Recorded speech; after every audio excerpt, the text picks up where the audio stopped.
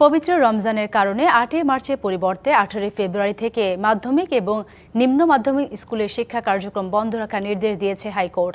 অর্থাৎ পুরো রমজানে বন্ধ থাকবে ক্লাস। বিচারপতি ফাহমিদা কাদের ও বিচারপতি আসিফ হাসানের দ্বৈত বেঞ্চ রুল সহ এই আদেশ দিয়েছে। এতে বলা হয়, পবিত্র রমজান মাসে মাদ্রাসা শিক্ষার্থীদের জন্য একরকম আদেশ এবং স্কুল শিক্ষার্থীদের জন্য অন্যরকম আদেশের আইনি বৈধতা নেই। উভয় পক্ষকে রোজা পালনের সমান সুযোগ নিশ্চিত করা শিক্ষা মন্ত্রণালয়ের দায়িত্ব।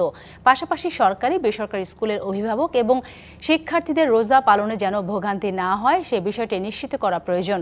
তবে কোনো পাবলিক পরীক্ষা থাকলে তা এই নির্দেশনা বাইরে থাকবে বলেও জানায় হাইকোর্ট।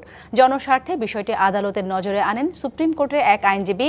তার করা রিটের শুনানি শেষে আদেশ দেয় উচ্চ আদালত। মাধ্যমিক এবং নিম্ন মাধ্যমিক স্কুলসমূহ সরকারি নোটিশ অনুযায়ী ৮ই মার্চ হইতে বন্ধ রাখার জন্য যে নির্দেশনা দিয়েছিলেন, মহামান্য আদালত তাহা ১৮ ফেব্রুয়ারি থেকে বন্ধ রাখার জন্য নির্দেশ দিয়েছেন।